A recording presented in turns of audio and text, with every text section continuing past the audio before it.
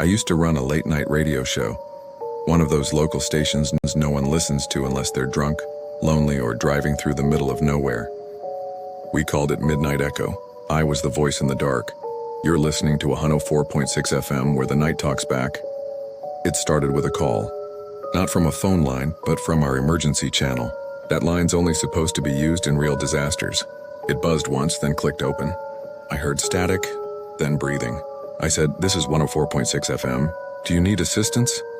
The voice that replied didn't belong to anyone I knew.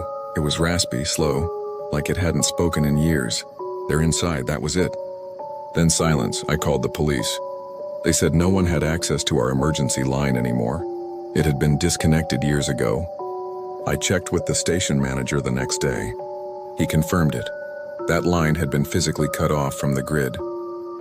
But the recording was still on the log. I played it back again. It was different this time. "They're inside and with you." I laughed it off. Maybe someone was pulling a prank. But that night I started noticing things. First, the studio clock was off by 2 hours.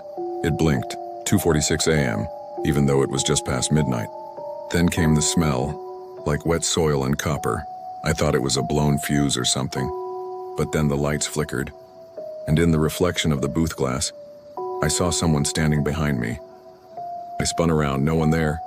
But the mic was live, I hadn't touched it. "Stop talking," the voice hissed over the air.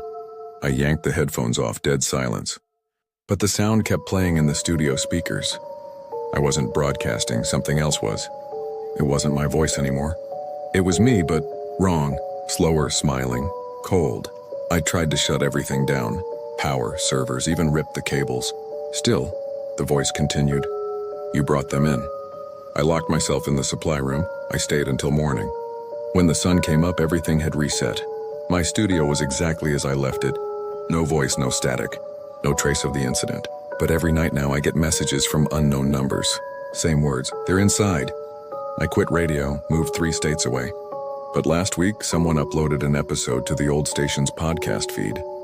An episode I never recorded, it's my voice. But I don't remember saying any of it. In the background you can hear scratching and whispering, and at the very end, a laugh. Deep, hollow, not mine. I didn't make that episode. But I listened to the whole thing. And now, I can't stop hearing myself talking. Even when I'm silent,